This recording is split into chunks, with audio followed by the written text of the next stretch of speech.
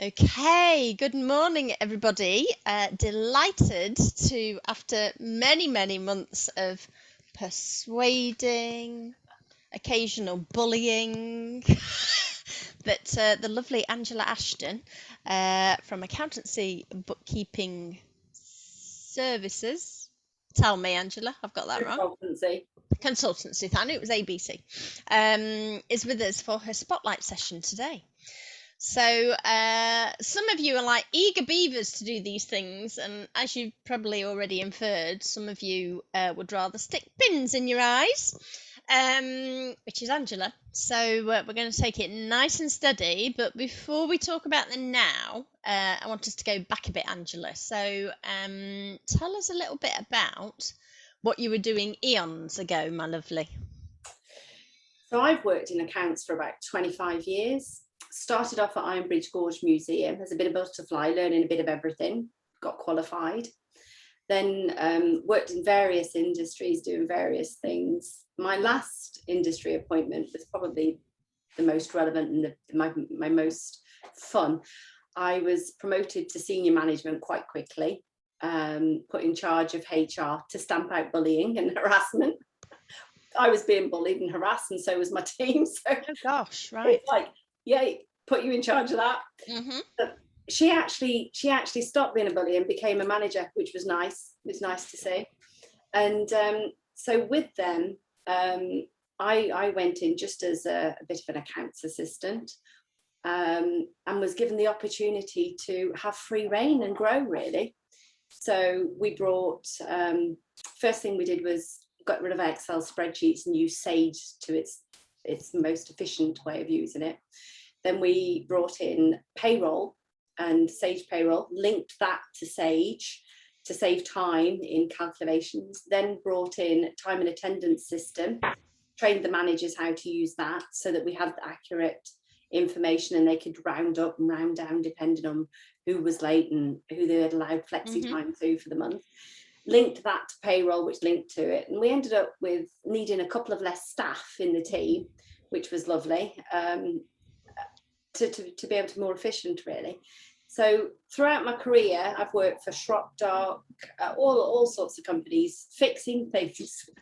So my strength has always been firefighting, troubleshooting, going in, having conversations, saying, well, actually, that's brilliant. But if you do this, so with my clients, I always say, can we talk about the good, the bad and the ugly? Because there is always good, bad and ugly. It's not that somebody's doing something wrong. It's just that a fresh pair of eyes can normally see something that makes it slightly more efficient, slightly more cost effective, or completely more tax efficient, which is the best one, really, which is kind of where I like to get down and dirty with, is saving tax. Okay. So what made you move from being in those sort of large organizations and a little troubleshooting devil to having your own practice? Well, I got divorced. Yeah. And listen up, ladies. I know there's quite a few considering the situation at the moment. I'm an accidental business owner. So I got divorced, and at the age of 40, I had a little girl. So shock to the system. Who gets pregnant at 40? That'd be me. Then a couple of years later, we got divorced. So single mom, 2-year-old in tow, on tax credits, houses to run, teenage boys to look after. I thought, what can I do? I didn't want to work in a shop because it wasn't very flexible, and childcare is ridiculously expensive. So I thought, I know what I can do. I'll do a bit of bookkeeping. So I got my first bookkeeping client, garden centre in Welshpool, which was nice. And then I realised I needed a licence, and I thought, oh, how do you do that then? So getting that licence was more difficult than qualifying or graduating for the first time. It was definitely more difficult. And what I did was I got a few clients, and then they made recommendations and referrals, and organically it grew, really. Didn't really do much advertising or marketing. Do occasionally on Facebook now, but didn't back then, didn't need to, and didn't really have any intentions of having a practice or staff or offices, but here we are. Here we But are. I use that learning curve now because I most often talk about small businesses because I've got a real affinity and I understand how it's that, even though I'm an accountant and I know how to do accounts, doing your own bookkeeping is very different. Yeah. Very, very different. And doing anything like getting your first server, doing your own marketing, you know, the amount of hats. And as you know, I'm not very good in social situations. So sort of putting myself out there is really quite difficult for me. I'm much better behind a calculator. So yeah, out your comfort zone. So I have that learning curve. So hopefully it's not quite vertical for other people that I work with. It's a little bit less daunting for them because I act as their safety net. Sure. If they let me. So I'm curious, how did you come across getting your first client then, your garden centre? Well, the garden centre was word of mouth. I was actually in there buying quiche, and they had a notice up there, bookkeeper required, and I thought, you know what, I can do that, and so I did. And then another guy, he was advertising for a part-time bookkeeper on payroll. And I thought, well, I need to eat, so I'll do that. And he's had his business for 40 years and doesn't like change. And eventually we do everything now. We do his bookkeeping and his year end, but he didn't give us that at first. He made me work really hard for that. But we've still got him on the books. And then we did put some Facebook posts out, and we got a client who owns a dance school. We went to Disneyland to see her because she was one of our first clients. Watched her win a load of awards, which was quite wow. So it sounds like you've got quite a diverse client base then. Yes. So we've got people who import and export. That's not been fun with Brexit and COVID. I don't know which has been worse, Brexit or COVID. Both at the same time has been, as you know, everybody's finding it difficult to get stuff in the country, and having to use postponed VAT accounting now instead of the old-fashioned way of doing it. It's been a tricky learning process. So yes, we've got manufacturing companies, we've hairdressers, plumbers, people that do CIS. We've got it all really. And was that something you consciously wanted to have that diversity or not? I think accounts are accounts. I do like a learning curve. So somebody can challenge me with something. The more complicated or the harder it is, bring it on. Love it. So when somebody's in it, we've got our first pharmacist joining us next week. So that's a learning curve. What can I claim for them? How can I wow this client?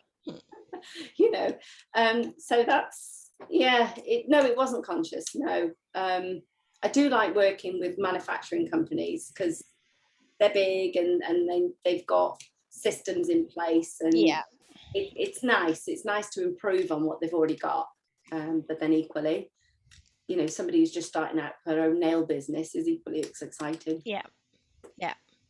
So tell me then, you've been with the network just over a year. How would you say it's helped you so far?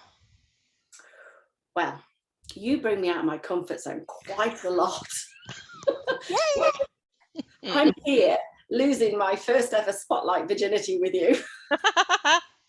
So we like to push the boundaries. You do, but equally, I've had some fantastic one-to-ones and learned a lot. Worked with Olivia. She's been brilliant in the process of working with Andy. He's great.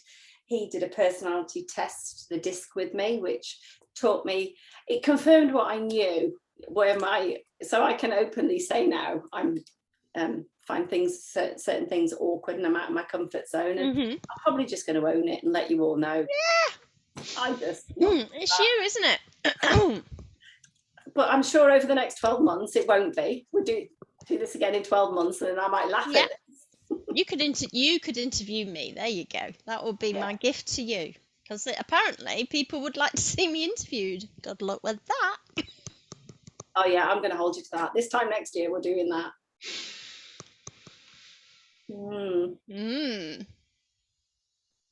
So, thinking forward then, how you've got a practice now. How many people are you employing at the moment?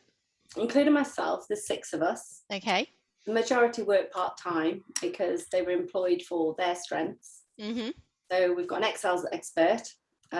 We've got somebody who's great with QuickBooks and Sage. Somebody who helps me with the year ends, the workings of that. Mm-hmm. So I don't normally do the data entry myself. Somebody else has a lot to do with that. I do check everything. But yeah, that's part why, because it's very difficult to find somebody who can do everything. So future plans then? What does sort of 12 months, 3 years look like for you? Where do you want to take the business? Because it all sounds a bit serendipitous and lovely, but I know beneath that exterior that you're a lady with big plans. So, well, they're bringing in Making Dash Digital for self-assessments in 2023. Of course, it might be delayed.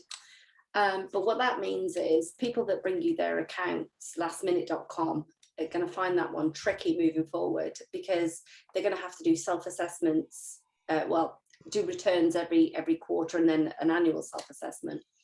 So I know of quite a few old school accountants that aren't going to want to do that. So I'm kind of hoping to swallow up some of their clients and bring them into the 21st century, kicking and screaming probably. But I'd like to grow. I set up the practice in Four Crosses, which is halfway between Oswestry and Welshbourne. So I'm here now. I'm in Flintshire. Don't mind travelling. Do have clients nationwide. But I think growing more sort of Wrexham, Chester way is kind of what I'd like to do. I do like the face-to-face meetings on a one-to-one basis, not good in groups. But yeah, so yeah, just growing really, the same as everybody else. You know, I've kind of wanted to double every year. At some point, that's not going to be possible. mm-hmm. But, it's kind of just grow really, like everybody else, I guess. And what would a dream client look like to you? If someone in the network or someone were to come to you through the website or through social media or referral, what would make you sit there go, oh, yes? So I like to be challenged. So the more complicated, the better. Somebody who wants to grow. I like to help people grow. I like to see they might have a fantastic turnover, but with a few small tweaks, their bottom line could be a lot better. We helped a client take out 550,000 recently in the most tax efficient way out of their business. It has changed how I advise new startups to take money out now, because if they have got the potential to become quite big, it changes things slightly. And how to delay having to pay that tax. And now this particular client will be paying it in 2023 as opposed to next year, which is quite nice. So yeah, just anybody who wants to grow and who wants to be compliant, and I suppose most importantly that lets us be part of the team, because we do work on fixed pricing. So it is what it is. There's no hidden extras. Obviously, if it becomes more demanding in the year, it might be reviewed the following year. But it's kind of nice to have a phone call. Oh, I'm thinking about buying a van. And we're like, oh, well, hang on a minute. Let's talk about that. And, you know, just to be involved really a little bit. But Okay. I don't reach out to the clients though. I'm more of, give me a call and I'm there. Okay, so you're not the sort of accountant whereby you want a bag of everything on the 29th of January. It's more, do you get into a sort of monthly rhythm or quarterly rhythm with your clients? Well, working on Andy with that, because no, I don't, but yes, I should.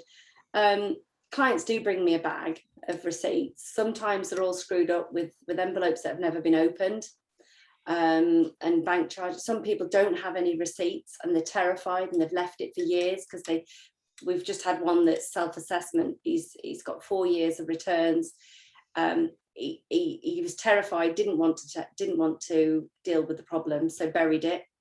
so had to coax him into that. We've done the 4 years now, and now we've got him given me on a quarterly basis, just send me an envelope, we'll just do it, which makes their life a little bit easier. So I think really we're adaptable, because we understand that we've got a client who's grown massively, sort of from £4,000 or £5,000 a month to £4,000 or £5,000 a month to £20,000 in a month, and everything that goes with that. It's like, well, all right, don't panic. Yes, we're going to register you for VAT, and Yeah. yep, we'll do this, we'll do that, and so yeah, you can't. I find it difficult to say any one particular is the best, because they're all in their own different ways great. Okay, so if you were to look back at you, I don't know, 10, 15, whatever time period you want, what one piece of advice would you give a younger self? Can't do it all. You can't do it all. Outsource what you can to somebody who's reliable. And if you're the first entrepreneur in your family and your friend circle, reach out as quickly as possible to other people who might, so being part of this network, for example, you've instantly got people who've got something in common, because my experience has been that friends and family want to keep you safe. So the minute you have a difficulty in your business, it's like, oh, but you could go and do this job, you could do this. Whereas actually what they want to hear is, yeah, it's always crap for the first year. The second year is a little bit about the third year. Now the third year is where you want to get to, and it gets in place. And I think plan for your growth before you need to, because if you leave it until you're mad dead busy to put your systems and procedures in place, you're not only growing, you're not only working on your business, but you're actually then having to learn how to use additional software or learn how to put your handbook in place. And I think forward plan your growth if you can. A good accountant will help you do that. And is that something you would do then, Angela? Yeah, we do. Frequently. Yeah. We let people get away with all sorts of things until we see that the growth is there. And we think, well, actually, no, we need to be thinking about this now. Like this year, yes, we're going to do it on spreadsheets. But next year, we're going to be doing maybe a piece of software. Have a look into what you like the look of, and we'll train them up with that and hold the hand. We've got a manufacturing company who wants his daughter to do his bookkeeping. So we taught her how to do the sales ledger. Then we've taught her how to deal with Dext and the purchase ledger. And then each month we give her a little bit more control. But each month we check everything like we've just done it ourselves. And so that gives him the comfort. It gives her the comfort, and they're getting on really well with that. And so we do that as well. We can train up your staff if you need. Brilliant. That is really unique, actually, because in my experience, that tends to be something that's like, oh no, you need to give it all to us. But actually, as much as you want one of your pieces of advice was to outsource, actually, if people do want to retain that you provide that consultancy to make sure that they're doing it in a structured, organised, methodical way as well. Yeah, absolutely. And I can provide the spreadsheets that they need to do it with if that's what they want to do. Yeah. It's very good. Yeah. So do you have any time for fun? Yes, I've just moved house. Oh! Yeah, very exciting. So we're hoping to get some swans. So that's the excitement for me. Swans! OSA! So the RSPCA have contacted us. We contacted them initially to say, look, we have a few ducks. And they said, well, actually, would you like swans? I'm like, yes. Wow. Yes. So that might be quite nice. So the house is taking some time, is it? Is that your fun thing? I like gardening. I like studying. I know that's geeky. I know that's very nerdy, but yeah, I like studying. Studying for the business or studying anything? Philosophy. Yeah. So psychology, big on that. Yeah. Big on psychology. Big on reading tax manuals. So I'm applying my faith. I know, it's awful. FRS 102. It's living the life. I know. I love it. I do endless amounts of CPD every week. So, so that I don't get caught out and not know something. And I just, I'm in here at 7:30 doing CPD every week. keeping up to date with news. Somebody in the network told me to put posts on my business Facebook page because I do it, and it then keeps everybody else up to date. It never occurred to me to do that. So. There you go, a top tip. So, Angela, what question have I not asked you that I should have done? God, I don't know. Yeah, you do. I don't. Yeah, you do. No. No. Fish. Okay. What was it? Fish. Yeah, I'm a goldfish. You say it and I remember it. I've talked about something else now. So, last question then. How can the network best help you? What sort of support can we give you? I think you are all really great. I think I've reached out to a lot of people recently for some help on certain things. I haven't made any decisions yet. The network, because it's a difficult thing for me to embark on. But I think just referrals just help me grow. If you help me grow, I'll help you grow. And if anybody's got a question and they don't necessarily want to change accountants, I'm still there. I'm quite happy to answer your questions. If you've got something and you don't want to speak to your own accountant, but you get on quite well with me and you don't want to change, just ask me, just talk to me. I'm not going to hard pressure you into moving over or something. But yeah, it's all good. I'd actually joined the network because I moved this way a week before the lockdown. So a lot of my social network is sort of Welshpool, Shrewsbury, Shropshire, Telford way. So I'm kind of hoping that now we're all face to face, I can get out and meet you all, perhaps a little bit more socially as well as professionally. That'd be nice. Yeah. Excellent. All right then, my lovely. Well, thank you so much for your time today. I know you're a busy bee and that you were desperately wanting to avoid doing this. So hats off to you for grasping the nettle and doing so. It's been great. And obviously, members, will pop this on the members app and along with Angela's details. So she'd be very happy to grab you for one-to-ones or meetups and, as she said, answer any questions. So thank you, Angela. Thanks, Tracy.